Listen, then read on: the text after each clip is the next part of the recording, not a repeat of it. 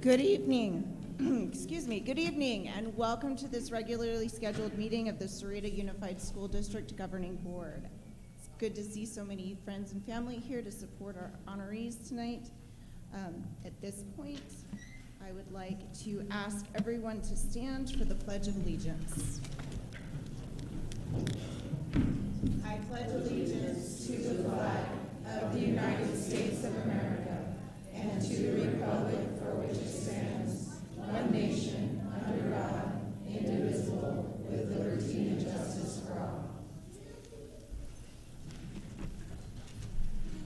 Thank you. We will move on to the roll call. Dr. Valenzuela. Ms. Palacios. Governing Board President Denise Reese. Here.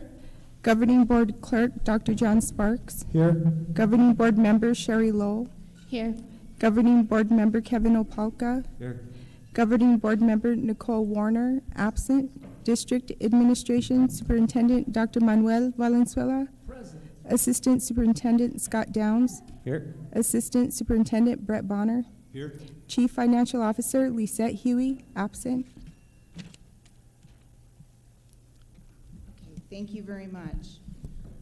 Moving on to the regular approvals, the approval of the agenda. Dr. Valenzuela. Yes, ma'am. President Reese, members of the board, you have before you the agenda in its revised form, and I would recommend approval of the agenda as it was revised. We have a recommendation. Do we have a motion? So moved. Second. It's been properly moved and seconded. Is there any further discussion? Seeing none, we shall proceed to vote. All in favor say aye. Aye. All opposed, same sign. Motion passes. Approval of the minutes. Dr. Valenzuela. Yes, ma'am. President Reese, members of the board, thank you. You have in your packet draft copies of the minutes from the regularly scheduled meeting of the board on April 13, 2022, and additionally, you have the documented meeting notice of the meeting of the joint boards of the Pima County Joint Technical Education District and the Sahuarita Unified School District, in addition to that from Vail, on April 19th. And at this point, I would recommend your approval of those documents as presented. We have a recommendation. Do we have a motion? So moved. Second. It's been properly moved and seconded. Is there any discussion? Seeing none, we shall proceed to vote. All in favor say aye. Aye. All opposed, same sign. Motion passes. No ratification of the vouchers tonight. Superintendent reports. Dr. Valenzuela. Yes, ma'am. Thank you, President Reese. As we kind of head to the last leg of this race known as the 2021-22 school year, I'm pleased to share multiple indicators of continued progress and success. We always begin with the enrollment report, and as you can see, there's more green than red. The net effect is 2 students. We're sitting right now at 6,000. Some local high school students will have their artwork displayed at the Tubac Center of Arts. Natalie Corona was one of 6 winners, getting the best. I think important thing is that given the sizable decline in enrollment that we sustained as part of the impacts of the global pandemic, we see trends that are similar at this point in the year, which is, even if you look at the orange, they tend to stabilize. They tend to kind of flatten out. And this year, the blue year, is no exception. But the important thing is the sizable gap that continues to sustain over time between the blue line and the orange line, indicating that we've recovered the vast majority of the losses sustained during the pandemic. I believe the net difference at this current state is 510 students. So we are grateful for that. I wanted to share that many programs are kind of coming to their culmination, and that was an appropriate transition, Ms. Woods. The career and technical education is truly one of the hallmarks, one of the pillars that define our commitment to raising the bar for all students, helping students to integrate the learning in school with the application out in the greater world, and really teaching kids the high-level skills that they need to succeed in the current era and in the future. So recently, Skills USA, which is an organization affiliated with CTE, held their state championships up in the Phoenix area, I believe.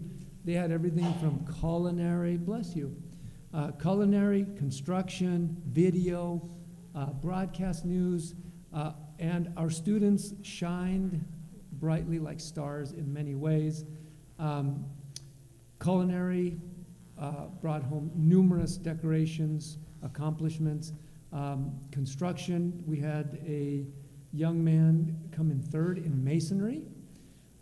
We had a couple young men from Sahuarita High School place second in TV production, Hugh Sparks and Logan Boring, which was outstanding.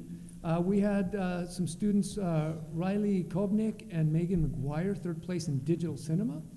And also rising high, the Red Wolves of Walden Grove, third place in broadcast news. Lainey Van Zant, Josiah Ortiz, Caroline Torres Marrero, and Andrea Valenzuela. The law and public safety was highlighted. Our students really continue to shine and to put Sahuarita on the map. We are very, very proud. Staying in the theme of the arts, the graphic arts, our art students had an opportunity recently to participate in the Tubac Art Festival, which is an amazing showcase of art talent. And this one time a year, the art community there brings in an opportunity for high school students to compete and actually to win cash prizes and scholarships. These are works done by our students, and I'll give you a couple of those highlights. Kim Allen and Cassandra Scott from Sahuarita High School earned honorable mentions in their respective works. I believe those are some of these. A student named Emma Jackman from Walden Grove earned a $3,000 scholarship for her work. I believe it's called Desert Bloom. It was done with pastels. You see it, right? You see Emma and her work. Look at the detail on that. I kind of inquired as to whether it was a photograph. It was so finely detailed, but I understand it was done with pastels. And so she won a $3,000 scholarship for that work. And another young lady, this one from SHS, Natalie Corona, who's a senior at Sahuarita High School. Natalie won Best in Show for her work called Dissonance. And so she won a special recognition, and she also was featured in a news segment, I think by KGA 9, and I think Amber's going to roll that. Have their artwork displayed at the Tubac Center of Arts. Natalie Corona was one of 6 winners getting the Best in Show award for her piece, Dissonance. She thanks her teachers for helping her hone her artistic skills. Just that the school and the art teachers at the school are they help a lot in helping us reach our creative potential, and they're definitely one of the main reasons why I was able to create that piece and why it stood out so much in the show. Natalie won a cash prize for her work. Congratulations to her and all the other winners. Now, your first warning weather.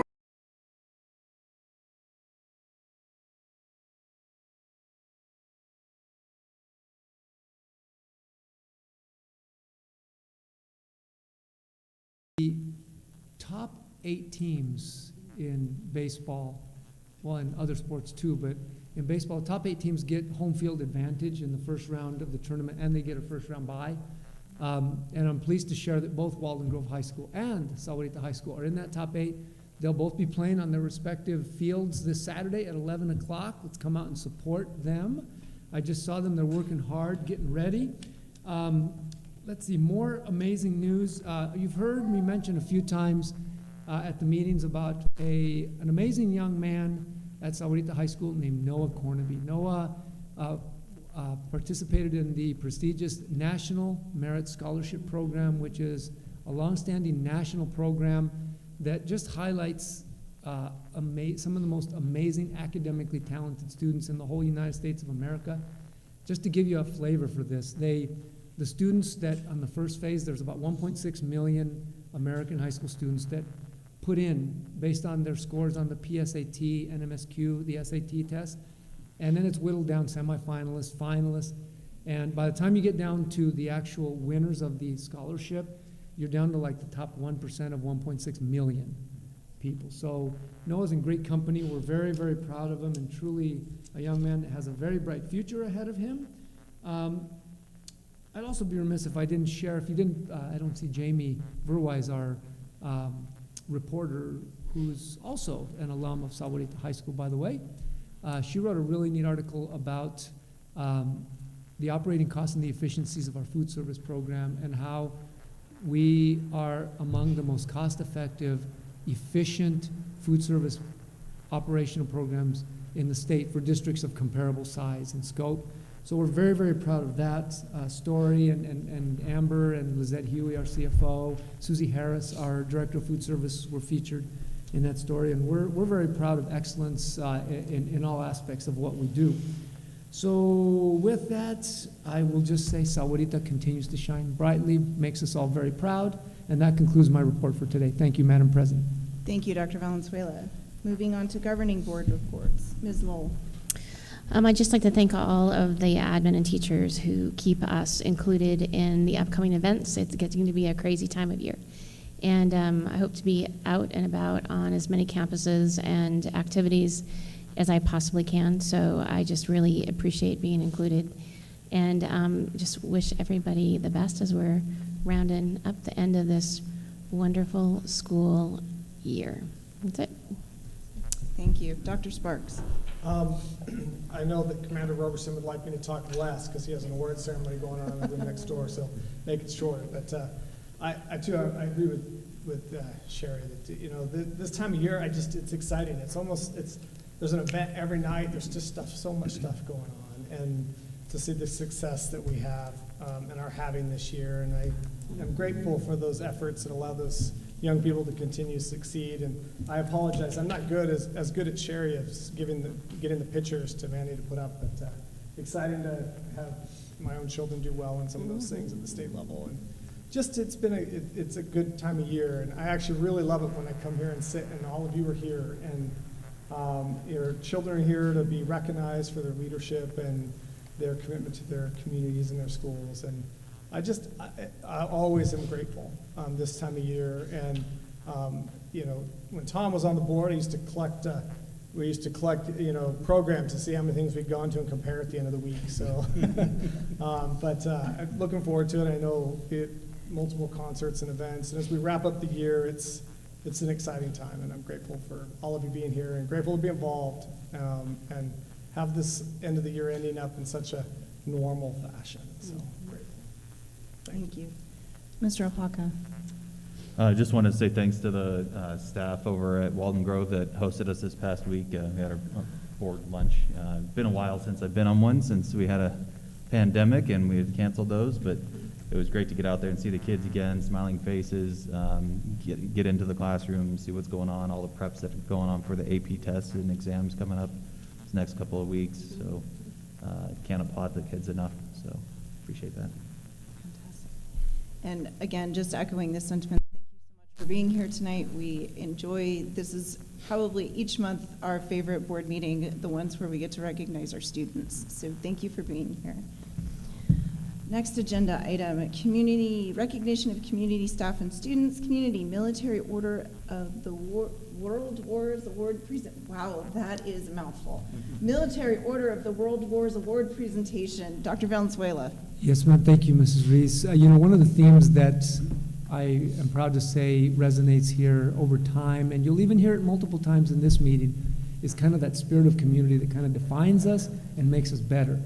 And with that in mind, it's my pleasure to introduce Lieutenant Colonel Marlon Ruiz, United States Air Force, retired. Colonel Ruiz and I have been acquainted for several years. His organization has been a partner in support of our ROTC program and helping us to work together to make the community a better place. Colonel Ruiz asked for an opportunity to address the board and the community this evening, and so we're very proud and honored to provide him that opportunity. Colonel, the floor is yours.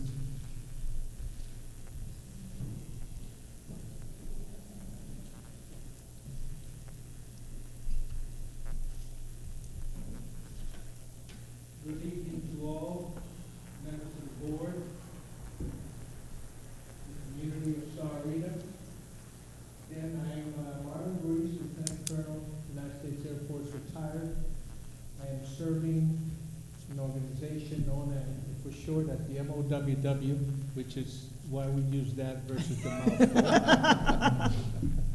refer to it as the order. I am here representing the capacity as a National Vice Commander-in-Chief. I have two geographical areas under my care currently, all of the southwestern United States, and also all of the states within the Midwest. So I spend a lot of time in the air and driving across the country. It is my pleasure this evening, and this is a little unorthodox, I think, would be for the board, because as I can attest, the board spends a lot of time and effort investing in the quality of the education, of the programs and curriculum for your children, and the representation of the same. But sometimes, through all of that, we forget to thank those who are putting in the time. And so I am here today to make a couple of presentations. The first is to the board on behalf of the MOWW, and it is an award that we provide twice a year to the most deserving organizations that espouse excellence in patriotic education and also in investing in youth leadership, mentorship, and development, which is our core mission. And if I could have a representative of the board come on up, that would be wonderful.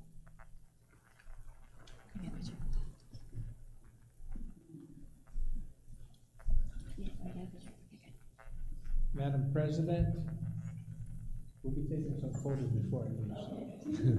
I want to present this to you. Please display it somewhere prominent so that the community can know that what you do is important, and what the board members do is very, very important. We notice it, we recognize it, and we applaud it. Thank you very much.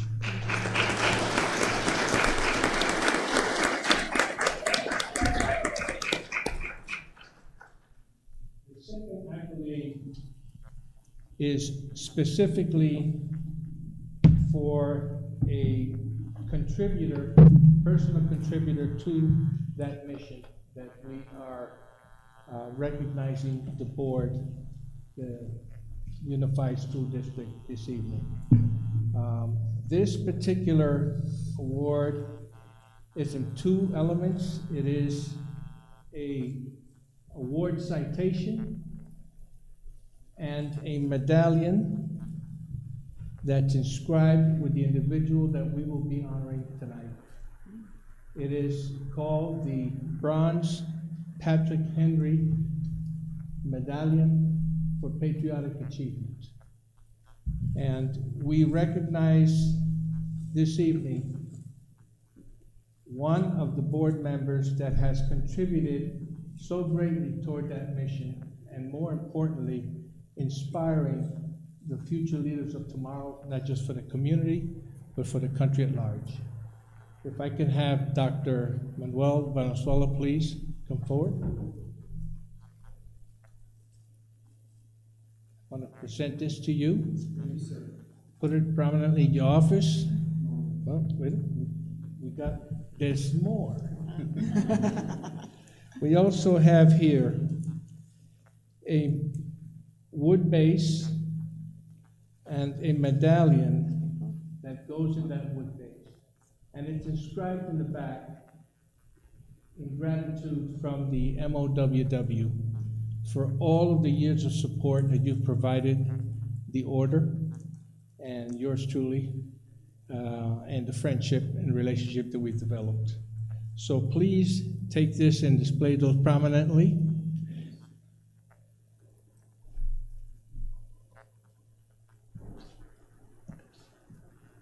Yes.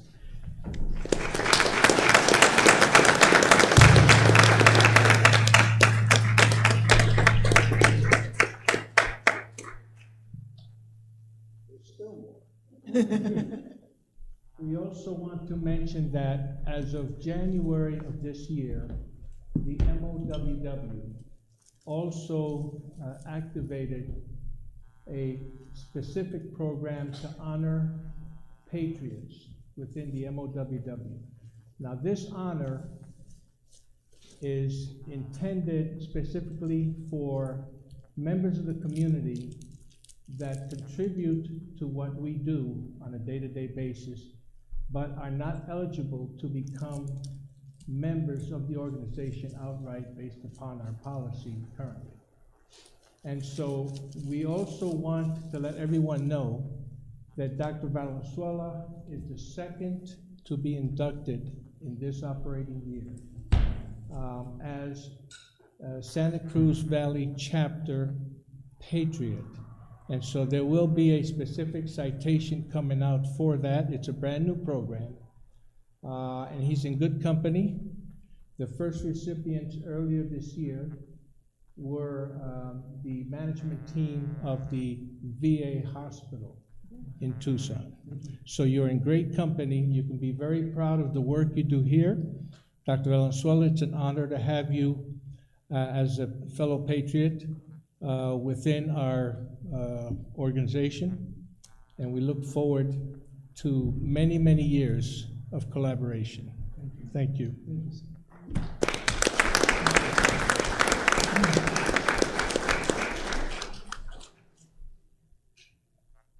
Now, last but not least, is a certificate of appreciation the Military Order of the World Wars was presenting to this fine young lady that's standing here before you. Cadet Chief Petty Officer Angelina. That wasn't the first one. I understand your parents are here. Can we have them step forward, please?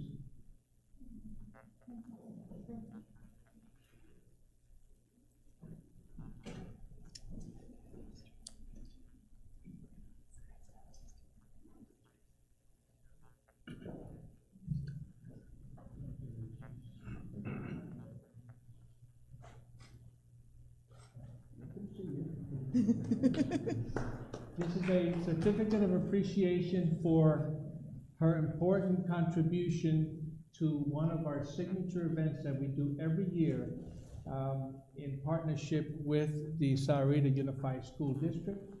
It's called the Massing of the Colors and Service of Remembrance ceremony.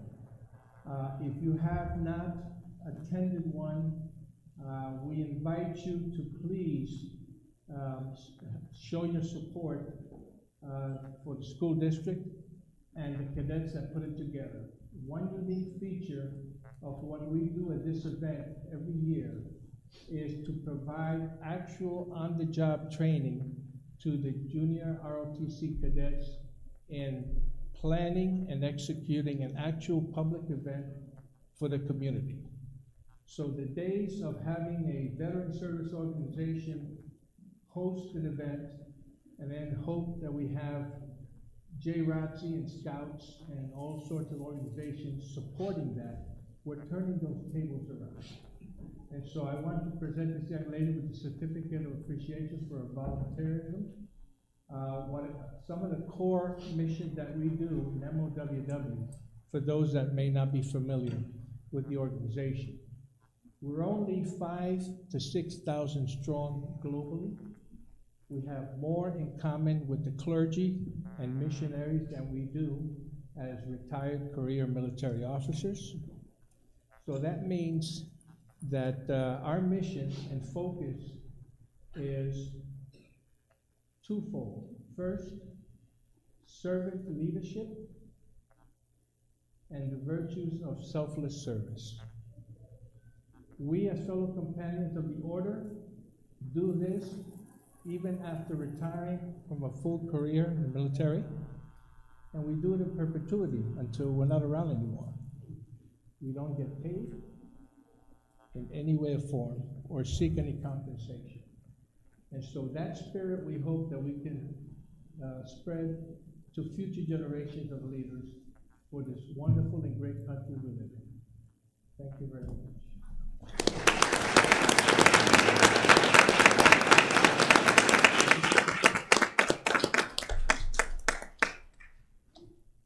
If you'll indulge me for 1 minute to take a picture.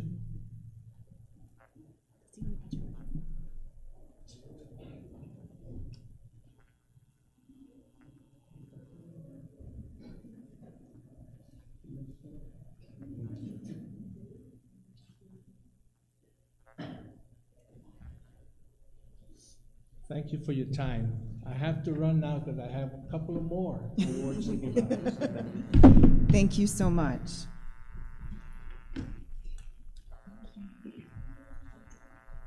Moving on, the staff awards, April Support Staff Team Member of the Month, Dr. Valenzuela. Yes, ma'am. President Reese, members of the board and public. This is again one of the true joys that we've been able to bring back as a tradition and as a sincere gesture of appreciation and recognition to the amazing men and women who make up our support staff team.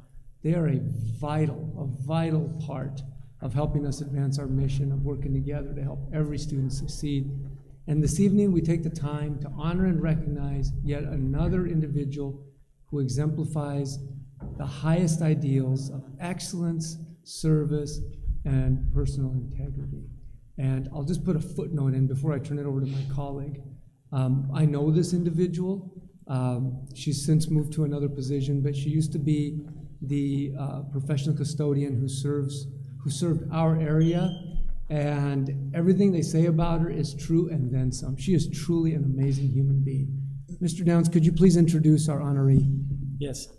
Thank you, Dr. Valenzuela. I was about ready to say the same thing, that I had the opportunity to meet her when she was in our office, and when she had moved over to Anza Trail, they noticed how wonderful she was as well. So not only does one building recognize her whenever she moves, that building recognizes the same characteristics that we saw. So it is my pleasure to read this nomination from Miss Magna Sanchez, Custodial Supervisor, and the Anza Trail School Administration Team. They have nominated Miss Rosa Bray as the Sahuarita Unified School District Support Staff Member of the Month.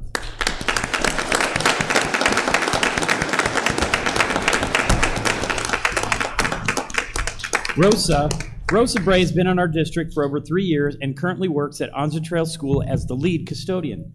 Miss Rosa is an exceptional servant who embodies the idea of leading by example. Anza Trail School is an A+ school that needed an A+ custodial team. Because of Rosa's leadership over the last 6 months, she has acquired and supported a team that has returned to Anza Trail to a beautifully clean and safe home away from home. Miss Rosa is quick to respond to calls with a sense of urgency and attention to detail. She genuinely cares for others and possesses great coyote pride with each of her best practices. Overall, she is positive, approachable, highly skilled, and lives by our district motto, "We work as a team to help every child succeed."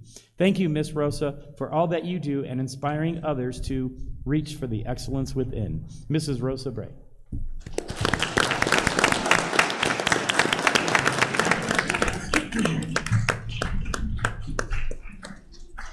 Come on down, Rosa.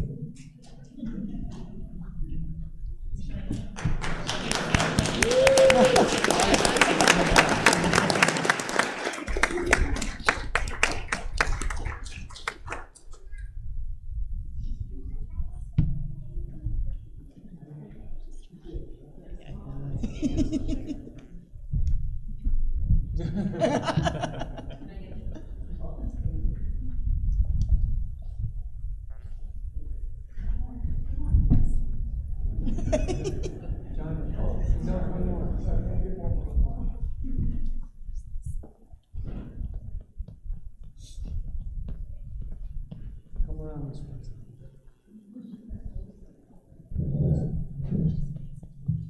I'll stay.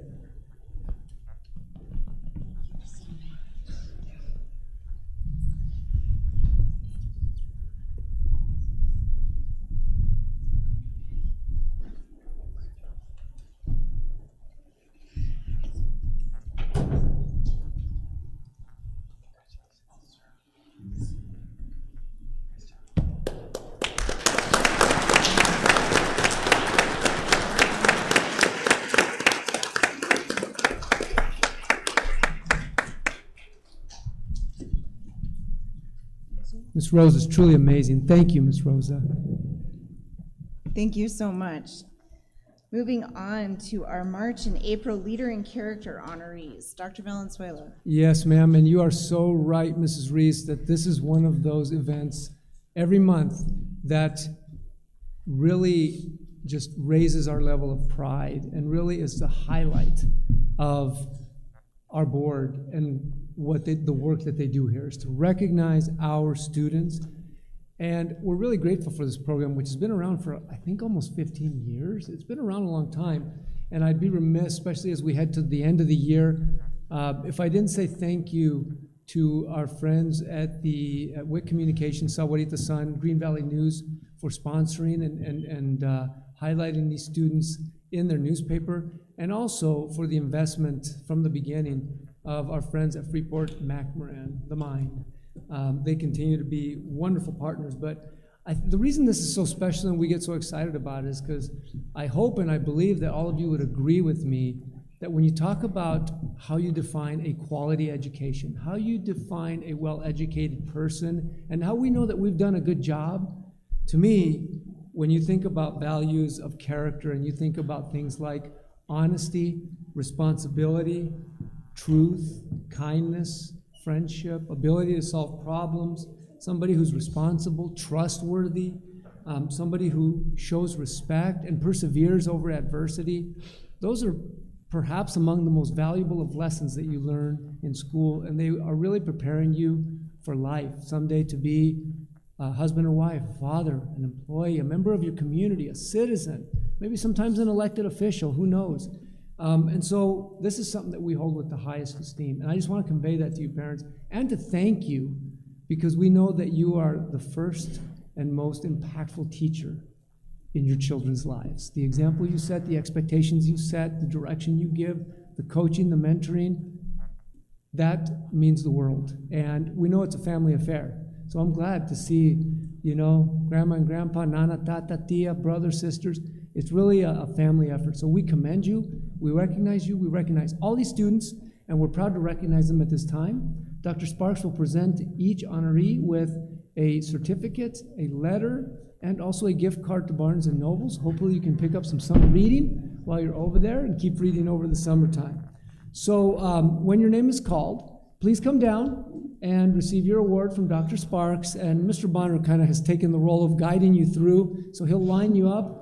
And then after you're all through, we will take your picture, send it to the Green Valley News, Sahuarita Sun. And then if you would like to stay, you are more than welcome. But we also know these are busy days and there's still homework and exams and family stuff. So that'll be a natural time to kind of break away if you need to. So let's get started. We begin. We do have one honoree who wasn't able to make it in March from the Sahuarita Digital Pathways Academy. So it's my pleasure to recognize Amadeo Mendoza Noblesia. Amadeo, are you here? Hopefully? No, Amadeo. We will make sure that Amadeo receives the award. We'll give Amadeo a round of applause.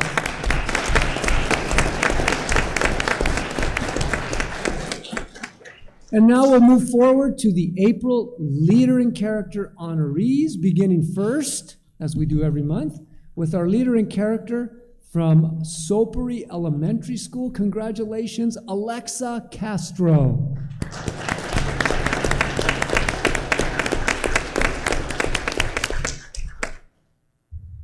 Don't tell me I'm 0 for 2. Come on. We'll then move on to Anza Trail, where we have 2 students to recognize.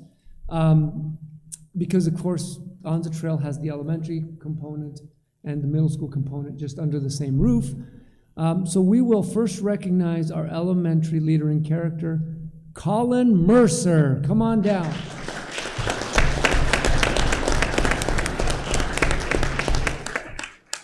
I did say these are busy days. I know they are. But hopefully we will succeed with our next honoree, who is a 7th grader at Anza Trail. Congratulations, Gerald Rubalcava. There we go.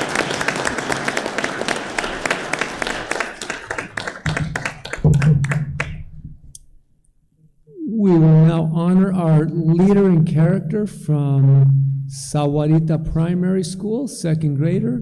Congratulations, Solange Chacon.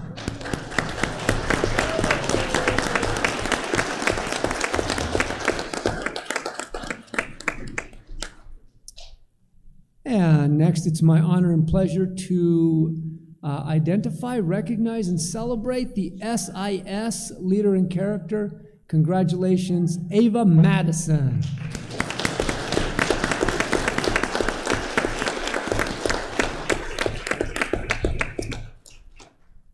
At Copperview Elementary School, their nominee this month is a second grader. Congratulations, Anaya Berry.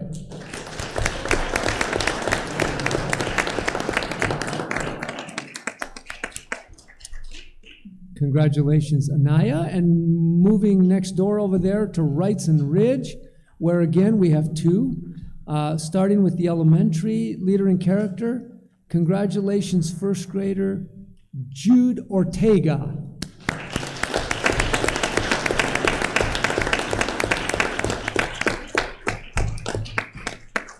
And our middle school leader in character from Wrightson Ridge K-8 school is a seventh grader. Congratulations, Axel Garcia.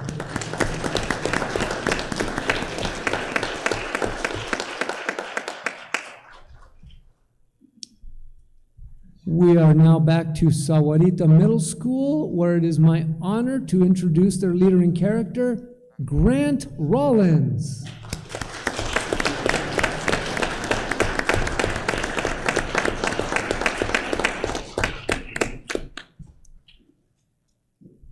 And next, we will recognize our leaders in character from both of our wonderful high schools. And I think that it is fitting that they are both seniors.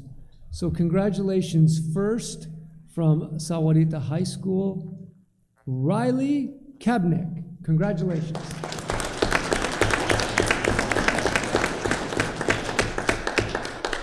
And from Walden Grove High School, also a senior, Blaine Martinez.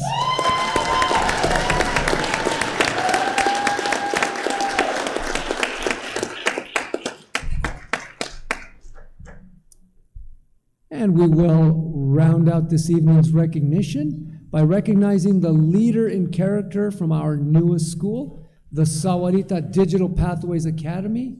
Congratulations, Sawyer Britton.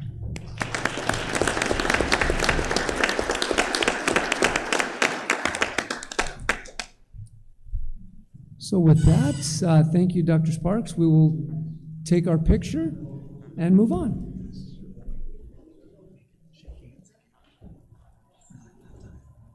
You know what? I think we'll just yeah. But you're right. I think it's right.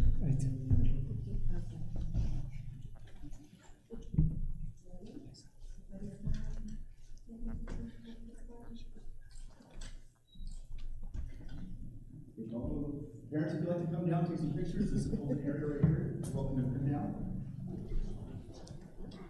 Again, congratulations, students. Parents, thank you for bringing them. I know it's a really, really busy time of year. We share your pride, and congratulations.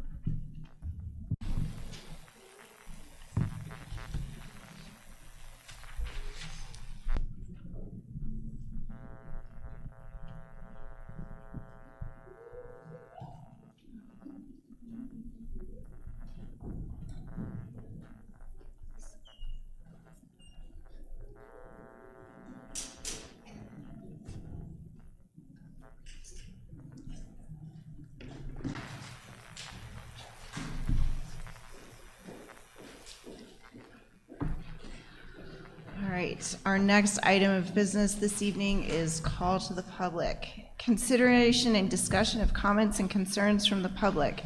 Those wishing to address the governing board on items not on tonight's agenda may do so at this time or at the board's discretion at the time the item appears on the agenda. Speakers are requested to hold their comments to 2 minutes or less. 20 minutes will be allowed for both online and in-person comments. In accordance with the Arizona Open Meeting Law, board members may not respond, comment, or ask questions of speakers regarding issues not on the agenda. Any comments not read during this agenda item will still be entered into the public record. Dr. Sparks, how many speakers do we have this evening? 1. All right, we will proceed with the protocols as outlined. Dr. Sparks, please introduce our first commenter. Sharon Fickus, Student Education and Basics.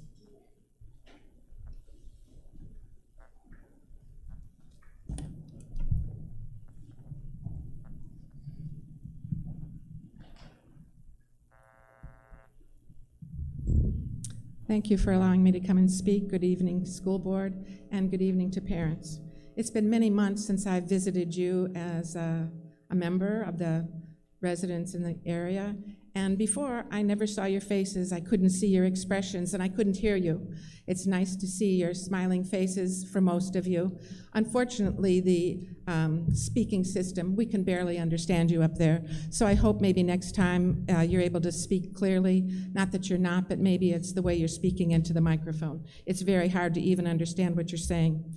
I'm a retired resident with an interest in our children in this community and how they're being educated. No, I don't have children here, I'm retired, but I'm a stakeholder in what's happening here.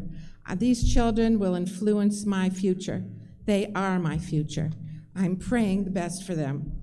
I hear horror stories about what's happening in education in the modern public school system. I want to stand proud of the accomplishments that are happening in this school. Unfortunately, I'm not so sure I can do that. I don't know if it can happen.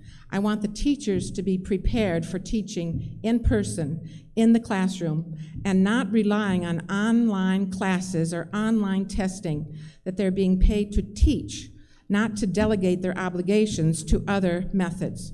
As we approach the end of the school year and we prepare for an acceptable curriculum for the next year, let's help this school board understand that we want our children to be prepared to excel in the basics. We want reading, writing, arithmetic. We want them to be wonderful. We want education, not indoctrination.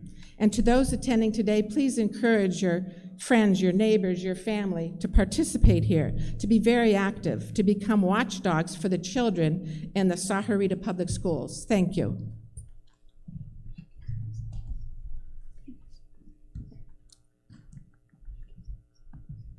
Okay. Moving on, our next agenda item, sorry, my computer's flickering.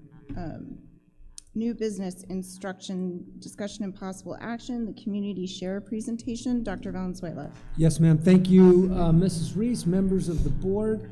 You know, one of the things that I believe very strongly, and I'll say it again, is that there's power in community. There's power in finding common ground, reaching across sectors to find common interests, common goals, and by that spirit of collaboration, we make ourselves better, we advance our mission better, and we improve our workforce, our economy, and our overall quality of life. So when I heard about the work that one of our faculty members, Ms. Rebecca Oravec, is doing at Wrightson Ridge, and how it's a catalyst for more amazing examples of this type of collaboration.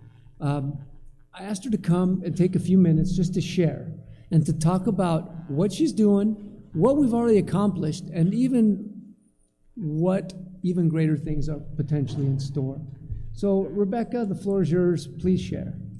Hi, thank you so much for having me here, President Reese and members of the board, Dr. Valenzuela, and thank you for anyone who is sticking around at this point to hear this presentation. I don't want to be too loud, but I get excited. So I'm here to share about Community Share as well as celebrate the work of the 9 teachers who are in my Community Share Fellowship this year, and just really celebrate all of the student learning and the amazing program that is Community Share.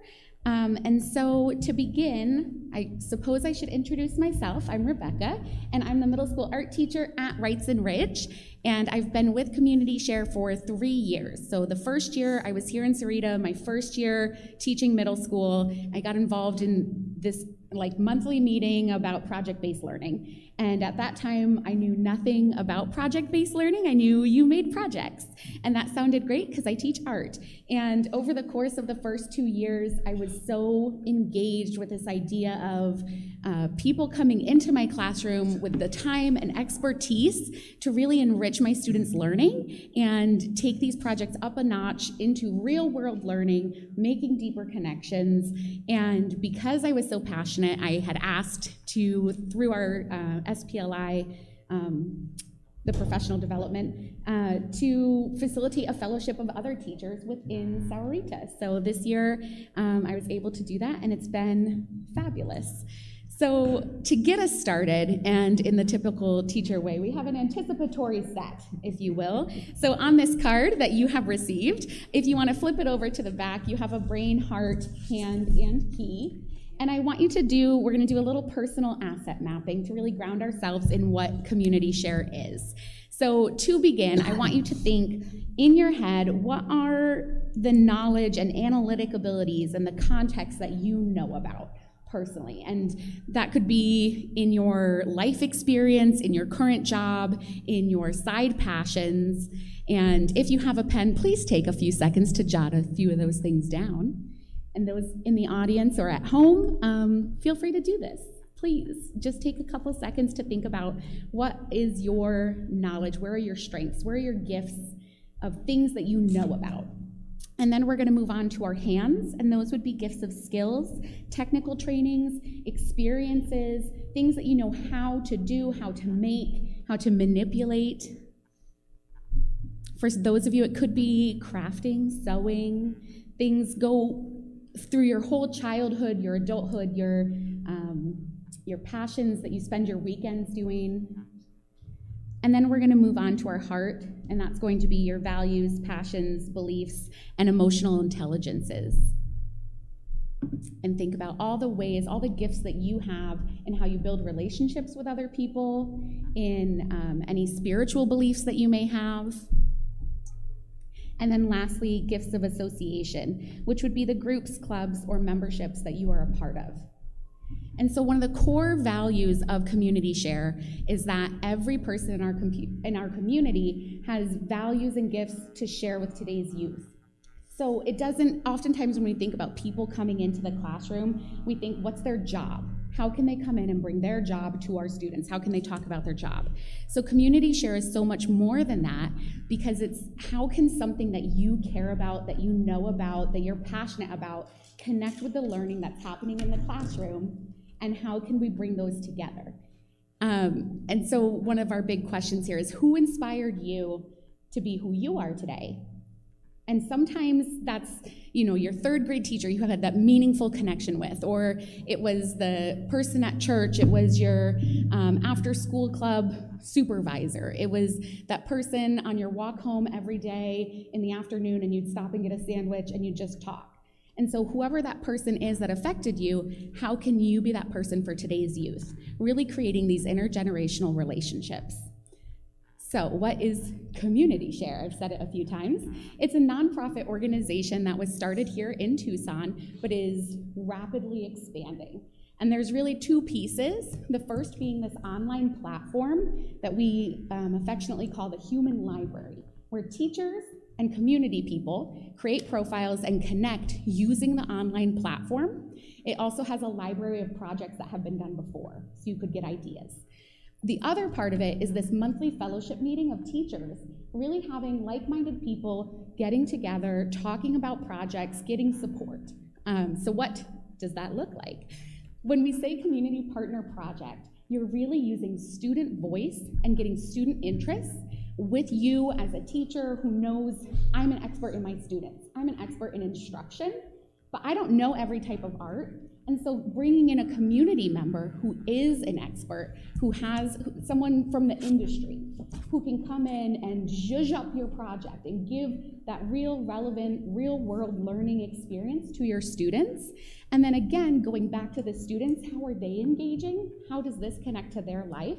And it's really this cycle of everyone winning. Everyone walks away with something amazing from the classroom. So we're building that relationship between community and school. We're working on 21st century skills, those 5 C's. There's so much creativity and collaboration. We have that real world application from like people in your local community. And sometimes people say, well, this is limitless. You could do this online. You could connect with people in other countries. And you can, and that's wonderful. But there are Facebook groups to do that as well. And so the glory here is that this is your local community, and really seeing that value in that. So the other part with these monthly fellowship meetings that I've been facilitating, we definitely I support, and the community share team support teachers in designing their project, finding where does it fit in your curriculum, where does it fit with standards, but also what are your students interested in? People will be like, I don't know what to do my project. My first question is, did you ask your students what they want to learn about? And there's so many ways in looking at the curriculum and looking about, this is what we have to learn. What pieces of this are you really interested in that we can enrich your learning experience? I have a fabulous quote here that one of my participants, I did a feedback survey so that we can continue to grow and improve, and she said, these are the best meetings that I attend all year long.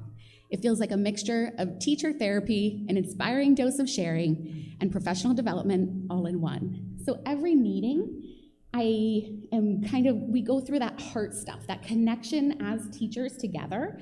It's been a hard couple years, as we all know, and so how can we bond together, really create a community of people together? There's always food involved, just so that we can bond over that.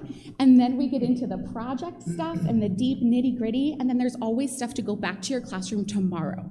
How can you take what you're teaching today and anything that you could possibly teaching, but apply these little practices? Do this questioning technique. Do this way of engaging how they connect to their home life. So there's always these kind of things to go back tomorrow and then things to look ahead.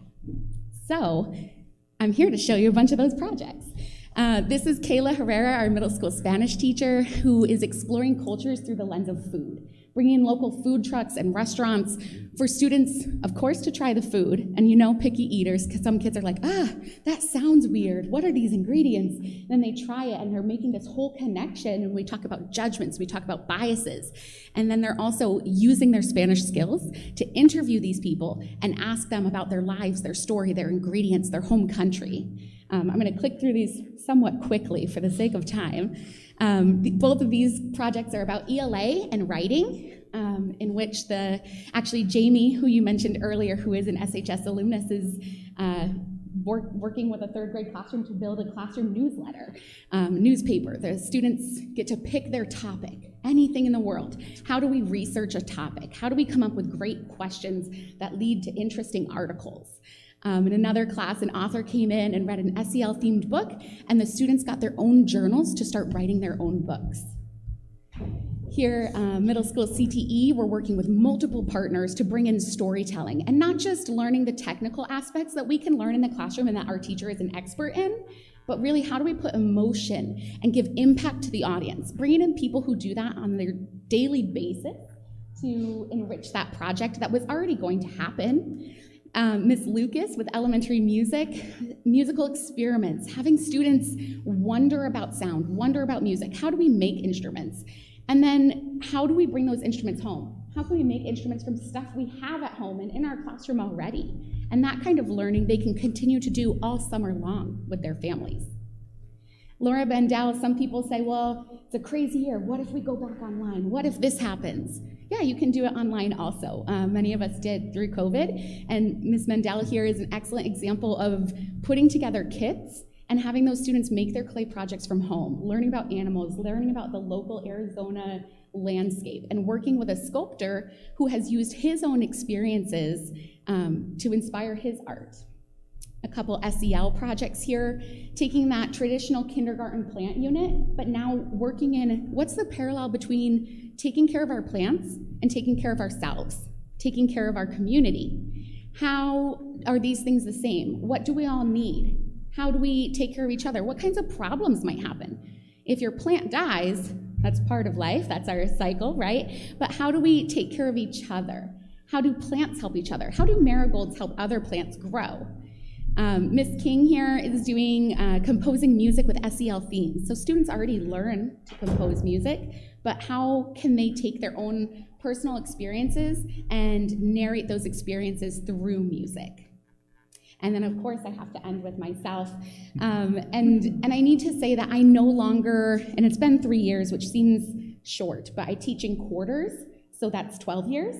And I no longer think in terms of like, here's my partner project and here's my partner. It's entire integration with how I teach and how I plan. So here's what do my students want to learn? We co-design the curriculum together. Here's what we have to learn. How do you want to learn it? Who do we need to contact? Who can we find in our community to help us learn more about that? And sometimes it's hard to find that person. And so we say, okay, how through the inquiry process can we drive our own learning and learn more about this? One of my other projects here is about the preservation and display of artwork publicly. So taking students to a museum in real life, as well as those virtual reality opportunities for the museum to come to us. And then students making their own murals or mini museums.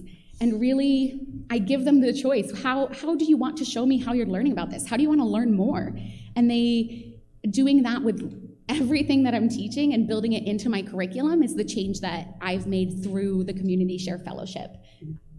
So, where do we go from here? I have some beautiful quotes. I had to put them all in from our feedback survey, and just the ways that teachers have grown themselves. A big one, of course, is student voice, as well as much as you're learning, you're growing, you're stretching your thinking, you're also bonding with other teachers who are like-minded. And these years especially, we need that support network. It's so important to have other teachers by your side. And the first half hour to 45 minutes of the meeting is what's going on? What's the problem? How are you? You know, those foundational community aspects. And then from there, and having that very open and honest relationship, we can grow together and we can learn from each other better. So next year, this is going to keep going and hopefully growing. And so one of my big asks here in presenting to you and celebrating student success and teacher success is how do we recruit more teachers? Operating through SPLI has been fabulous. But when you put out there, hey, here's a thing we're asking you to commit to all year long, that's daunting for many teachers. And so hearing from other teachers who've done it, I think is the best way to recruit others. And we really would like to expand into the high schools. Right now it's a lot of elementary and middle school teachers, and it's so important to continue those enriching community experiences as students get older. Having those high school years where they're now going into the community and having that reminder that this is very cyclical and that they're giving back to the people who they will be in a few years. We also want to encourage community partners. So on the back of your card here is the Community Share website for you to go and make your own profile, either as a community member or as a teacher. And you're not saying that you're going to do anything quite yet, but just putting your profile out there and seeing, you'd be surprised in 6 months how many teachers might reach out to you and say, hey, I see that you love gardening and we're gonna do this thing and I'm wondering about this and could you collaborate with me? Collaboration becomes second nature. And finally, offering grants and stipends. It's so important. Nothing in education happens without funding, and it's so important to reward teachers for, it's a lot of work. It is. Monthly meetings and giving up your planning time and learning to let go of control in your classroom a little bit is hard. And it's so valuable and it's worth the money to give teachers stipends. We've been so lucky to have CEIF on our side and helping us with those stipends and grants this year. And so anyone in the community who has those funds available, who's looking for a way to support enriching educational experiences, I highly recommend that you reach out to CEIF to help continue to support this endeavor.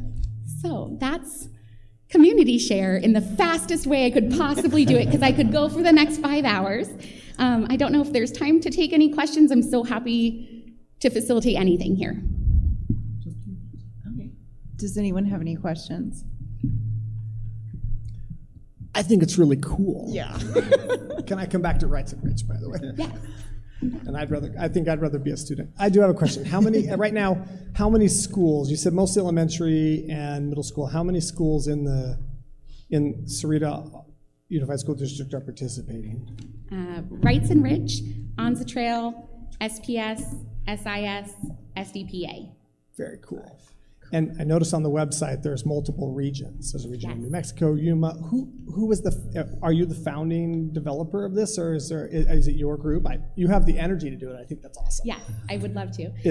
Josh Schatcher is the CEO and original founder, and it was originally about 7 years ago, began as a very local Tucson kind of thing.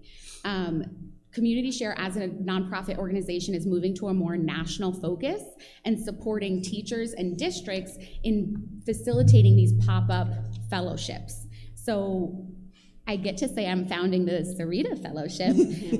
This is the first year that this has really happened, and our district as well as Sunnyside are the only two districts to be facilitating a full cohort. Other teachers across the Tucson area and other districts are getting on board. I should also mention that Pima County Superintendent's Office is getting on board with the coordination. So as other schools would like to bring in these fellowships and create these cohort opportunities, Pima County will be kind of this overhead umbrella to help people get started, supporting those districts. And then throughout any project, if a teacher is having trouble finding someone, then Marianne in the Pima County office will be that point of contact to help connect you to other people.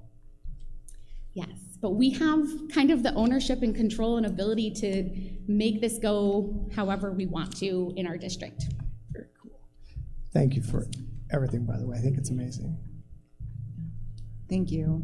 Yes, thank you. Thanks for having me.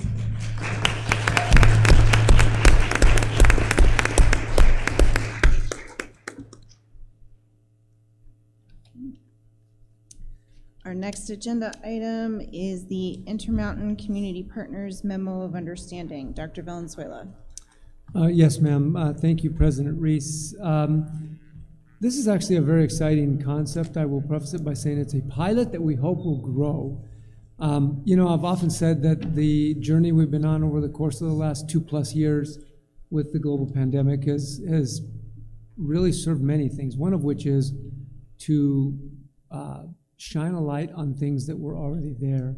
One of those is the fact that, you know, all of us as human beings have many different dimensions to our lives, and one of them is the health and wellness of our minds. Mental health, wellness, it's gotten a lot of attention given the stresses and strains that our society has been under, and that we as individuals have been under in our own ways.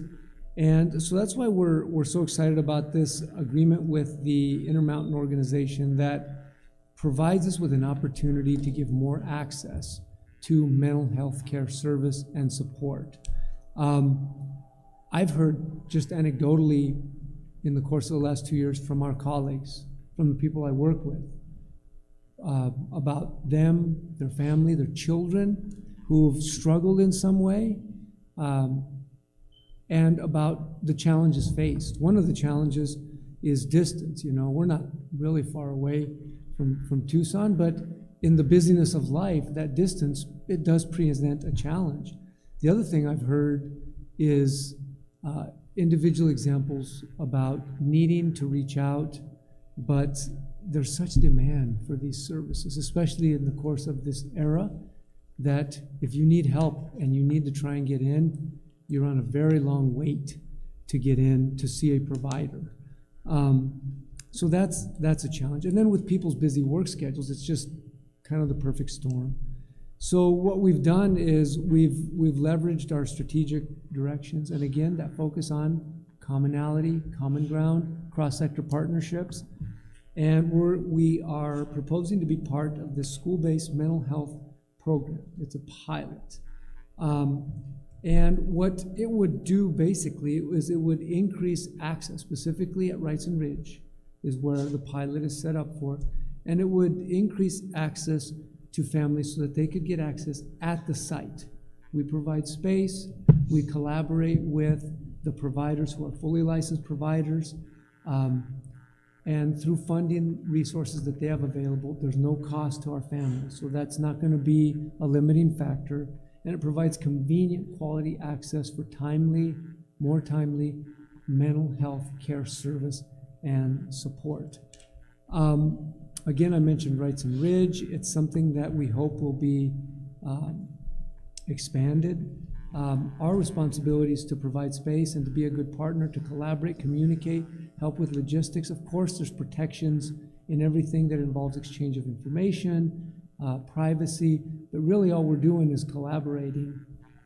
Intermountain has their mission, we have our mission, and in as much as those intersect, we work together for the betterment of our kids and the betterment of our families. Before I recommend your approval, I'd like to ask Mr. Bonner, who's been kind of our senior staff person in facilitating this partnership and brought it to my attention. Brett, if there's anything you'd like to say, and I remember you said you were going to bring some representatives from Intermountain to be here with us, so I'll just turn it over to you. Thank you, Dr. Valenzuela, members of the board, and the Sahuarita community. You summarized it very nicely. This is a great opportunity to expand the critical need of offering and providing mental health support services.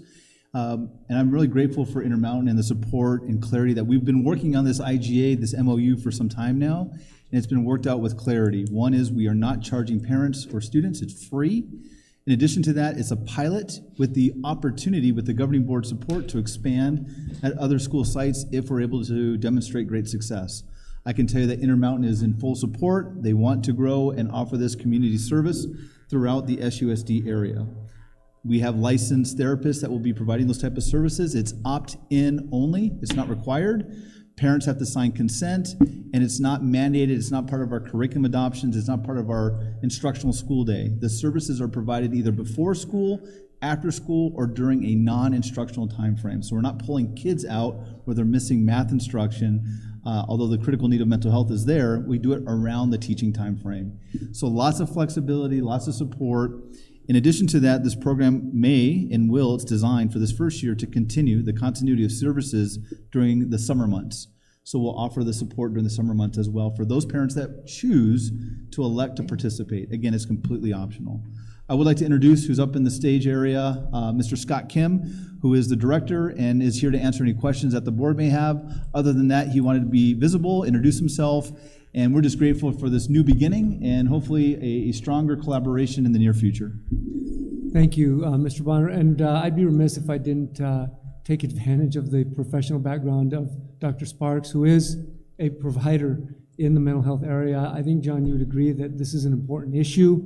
It's real, it's relevant, and anything we can do to make it more accessible to our families is, again, a step using common ground and common interest to better serve the community. And so with that, I would recommend approval of the Intermountain Community Partners Memorandum of Understanding as presented. We have the recommendation. Do we have a motion? So moved. Second. It's been properly moved and seconded. Is there any discussion? Madam President? Yes. I hold, you know,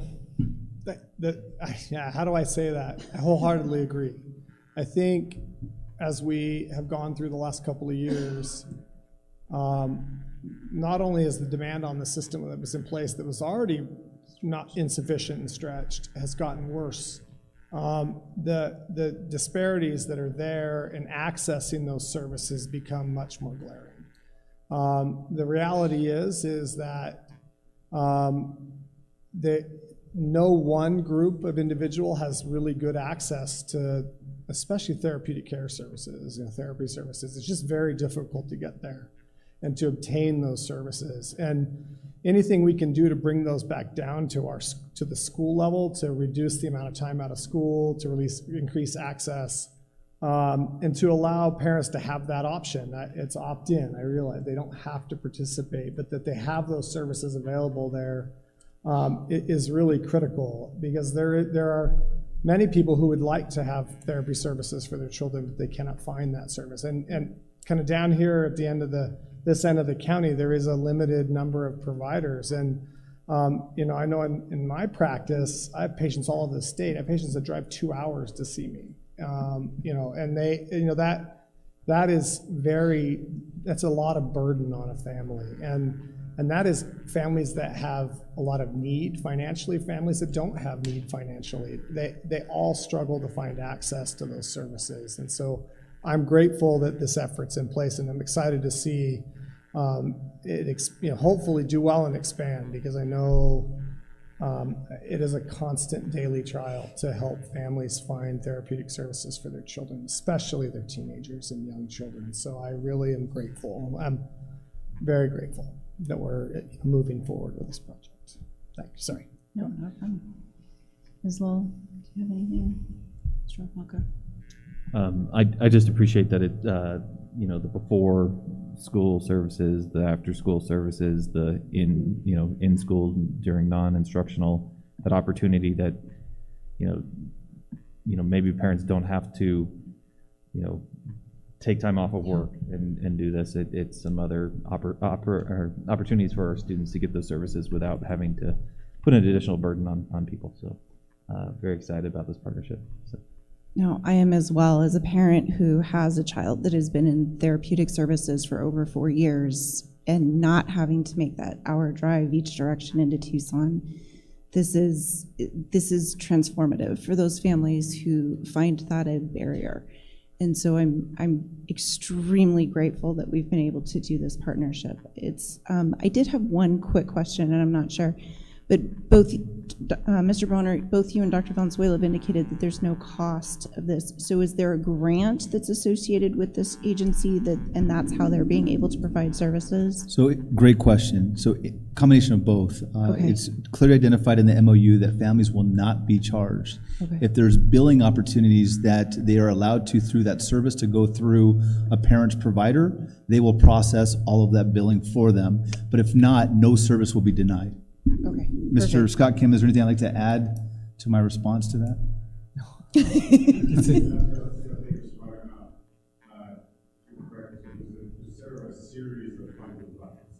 Okay.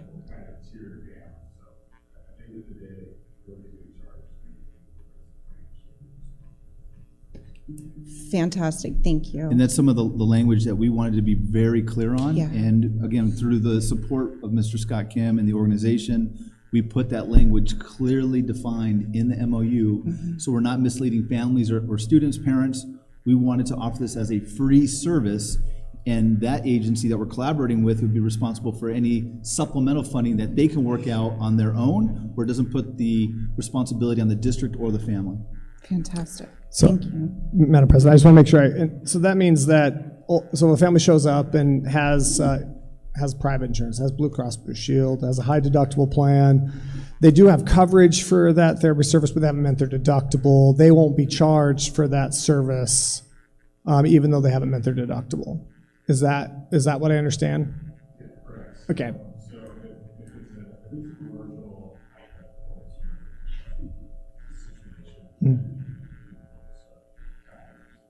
those other sources. Okay, I just want to make sure that's what I understood from reading it and under my understanding. But I just want to make sure, because I think there's a lot of fear, you know, when that bill gets billed, because I think ultimately you would bill it and hope what may possibly get paid from the insurance, but that patient would be liable for that amount. So I think that's really important, because life is expensive, and so I appreciate that, and I'm grateful that wherever you've hobbled the money together from, I'm grateful for it. And I actually do have another question, and this might be for you, might be able to answer. What level are they all going to be? Independently licensed providers? Are they going to be associate providers underneath an independent licensed provider? What is the provider content going to be? Yes, that's a great question. So we have, it's going to be a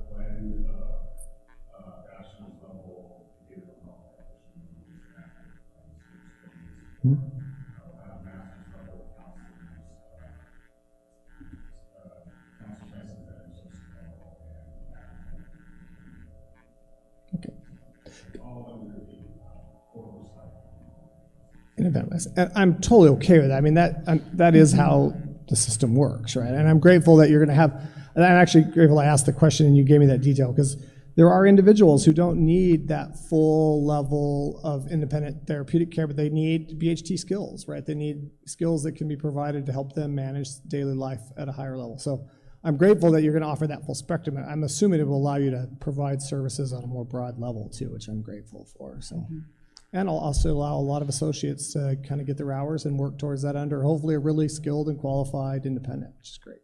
Thank you. Also, Madam President, this again is an increased focus again from the board's direction and Dr. Valenzuela to place an increased focus on providing support services for mental health, well-being, and so through writing grants, whether it's with social workers or a commitment through our district capital and M&O to provide that type of personnel, we're very committed to. I'm excited about this new partnership. It is new. It's new. We have not done this before. And we wanted to start small and do it right. Yeah. So that's why Wrightson Ridge is the pilot, because we have some connections with Wrightson Ridge. And I want to commend Shelley Lizardi, the principal there, for her collaboration and support of this initiative as well. And if it goes as we are expecting, which is in a positive direction, we're really open to expanding within a year's time, pending board support, and of course, our community buy-in of this opportunity. So I'm really grateful as well. Right. Okay. Is there any further discussion? Okay, seeing none, we shall proceed to vote. All in favor signify by saying aye. Aye. Aye. All opposed, same sign. Motion passes. All right. Madam President? Yes. If I may, you heard me mention at the beginning of the event that there's such a multitude of amazingly wonderful things going on around community that it's hard to keep track of all of it. Well, it's come to my attention that two of our honored guests, our students that were here to be recognized, were residing at another wonderful, amazing gathering next door.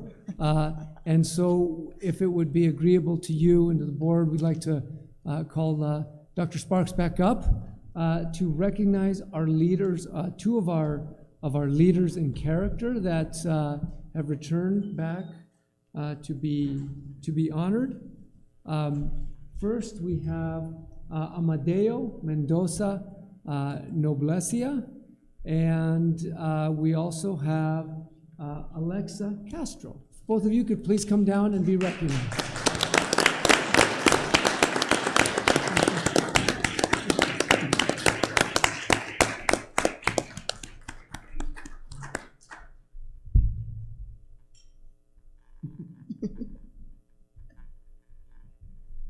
Dr. Sparks.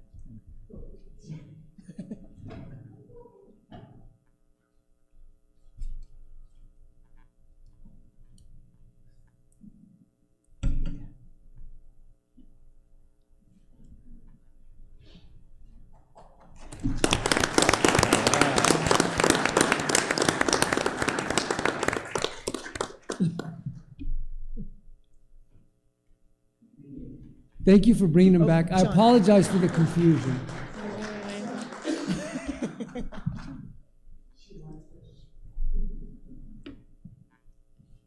And Mom and Dads, you missed the words of very sincere appreciation that were shared, but please know how honored we are by the amazing example that your sons and daughters exemplify, their leadership, their high character, and the great example that they set. And thank you for continuing to guide and shape and direct them in this positive direction. So we honor you, we congratulate you, and thank you for coming back and persevering. We're glad you're here. Let's give them one more round of applause.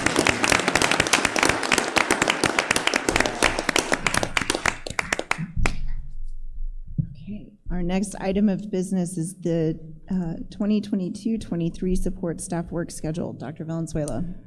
Yes, ma'am. This is an annual matter, which is to provide an update as needed to the terms and general norms and conditions of operation for the various employee work groups among our support staff team. My understanding in summary, which is how I try to do things, is summarize them from my colleague, Mr. Downs, is that there are very few and nominal changes in terms of this document. Mr. Downs, could you please just kind of highlight the document, what it contains, and if there are any substantive changes, if you could note them, please. Yes, thank you, Dr. Valenzuela. The 2023 support staff wage schedule is almost identical to the one that we had last year. The dates change a little bit depending on when holidays fall, but in general, it's 98% the same. The only minor change that we had is we had our clerk 2 positions, which is basically attendance clerks at middle schools.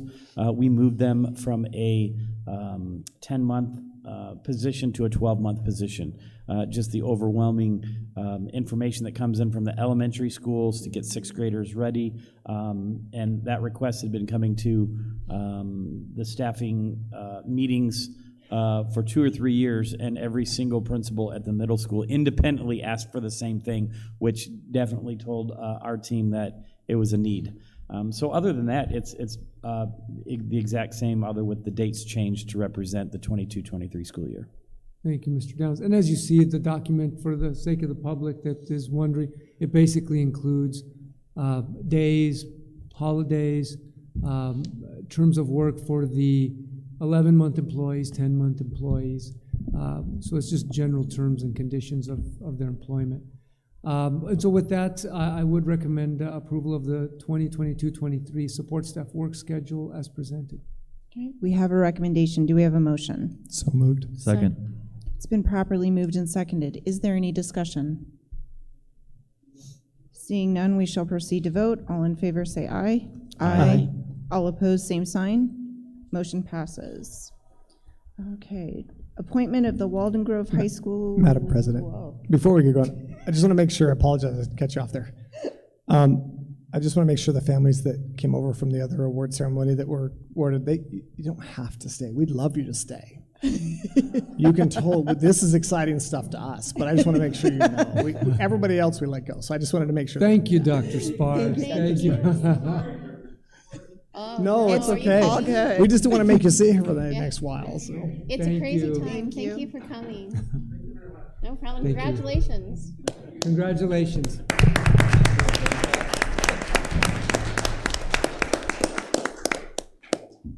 Good call, John.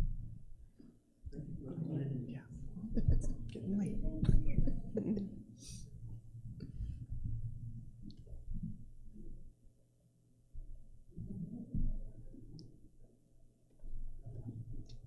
Okay, now we'll go on to the appointment of the Walden Grove High School Assistant Principal, Dr. Valenzuela. Thank you, Mrs. Rees. And thank you for pointing that out, Dr. Sparks. Sometimes we just get overly focused on There were what some we're doing. youngins in that group, but Yes, I was thinking it's getting late.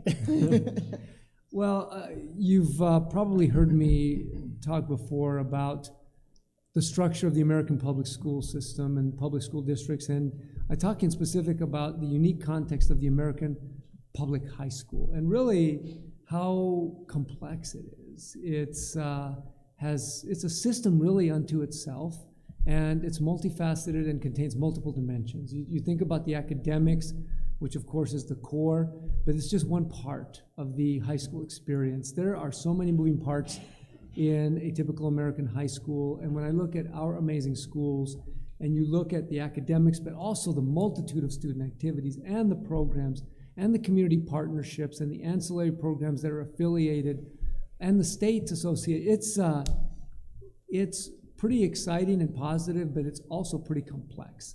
So needless to say, leadership matters in schools. And when Walden Grove High School had a change in the middle of the year, and we proceeded to move Mrs. Miller into the principalship, as you recall, first as the interim, and then more recently as the permanent principal of Walden Grove High School, we were all focused, all hands on deck, and committed to the fact that finding the most highly qualified leader to join that team was going to be a very important, very significant decision to the continued positive trajectory and success of the school. So as we always do, we proceed with tremendous methodical thought, comprehensive intentionality and action, and a process that's designed to achieve that outcome. So this was no example. Mrs. Miller worked collaboratively with our district leadership team, assembled a committee of multiple stakeholders. As usual, it included parents, students, community members, faculty, staff, district administration, and multiple steps from screening, reference checks, interviews, preliminary interviews, follow-up interviews. They have an in-basket exercise that they make them do, and a real intentional process of deliberation and really just trying to find that best fit. And I can tell you that, as always, at the end of that process, there was an outcome that I believe is strong and is in support of those stated objectives. And by strong consensus, I can tell you that I received a recommendation for Mrs. Lisa de la Osa. I met with Mrs. de la Osa. I've known Mrs. de la Osa for many years. As you'll hear, she has a strong history and an affiliation with the district. And at the end of that conversation, I too was convinced that her recommendation is strong, it's solid, and in the best interest of the district and our student-centered mission. Lisa de la Osa, first of all, is a longstanding member of our community. She is a Sahuarita High School graduate. She is a Mustang first, but also, as you'll hear by multiple affiliations, a Red Wolf at heart too. From 2006 to 2013, Lisa was a member of our district staff and provided multiple administrative support roles in human resources and business services, and was a valued member of our team until 2013, when she became a member of the faculty at Anza Trail School. And while at Anza Trail School, she was a valued member of that team in multiple ways. She was a teacher of social studies and also of Spanish. And of course, she's fully bilingual, among her many strengths. While a member of the faculty, she became involved in many ways beyond just the standard basic function of teaching. She became a mentor and an instructional coach as part of our professional development and new teacher induction program. She also became a teacher leader on campus as a department head in her department, and made tremendous contributions and has been tremendously valued as a colleague. So needless to say, it was sad to see her go, but I think we knew that Sahuarita was always at the core of her being, her identity, and her heart. After Lisa finished her master's degree in leadership just last spring, I think, at Grand Canyon University, she had an opportunity to take that next step in her career as an assistant principal down I-19 at Nogales High School, where she's been and been a valued member of their team. But as I mentioned, she's a member of our community. She's a proud SUSD parent. Her students, her own children have gone through the system, graduated from Walden, I believe. Yeah, and has one at Walden right now. Who is, there you go. And is a junior, senior? What class are you in? She's junior. So she has deep roots. She's vested in our school, in the profession, in our community, and with strong conviction, I'd like to recommend the appointment of Mrs. Lisa de la Osa, Assistant Principal at Walden Grove High School. Thank you. We have a recommendation. Do we have a motion? So moved. Second. It's been properly moved and seconded. Is there any discussion?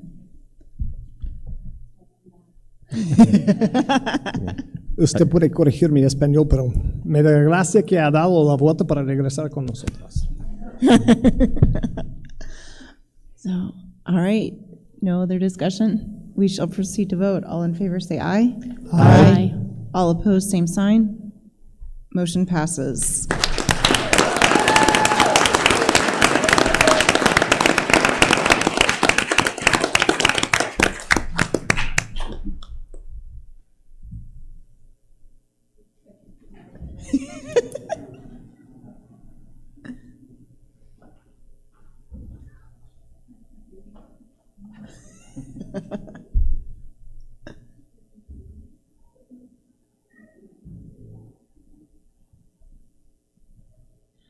Thank you. Good evening, President Reese, members of the Sahuarita Governing Board, Sahuarita District Administration.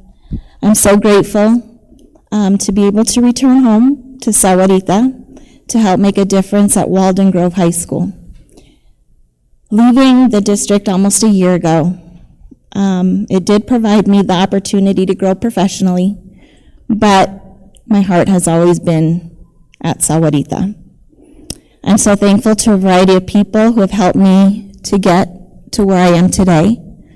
First, thank you to the 10-member interview committee and to Dr. Valenzuela for trusting me to serve the students, staff, and parents of Walden Grove High School. I would like to thank Darlene Robinson, principal of Anza Trail, for pushing me to my capacity and convincing me during the NJHS trip to Washington, D.C. to go into leadership. Thank you to my parents, who have always been there for me in times of need. Finally, a big thank you to my husband, Paul, my daughter, Isabella, my son, Matthew, who have supported me through my endeavors. Again, I'm so honored and thankful for this recommendation tonight. As a parent of 2 Walden Grove students, I have always admired the atmosphere at Walden, from school spirit to the rigorous academic programs to the variety of clubs and activities. Walden seems to offer something for every student. I will always strive to do my best and work hard to carry out the responsibilities of assistant principal. Like Izzy Calvillo once said, today is truly a great day to be a Red Wolf. Thank you.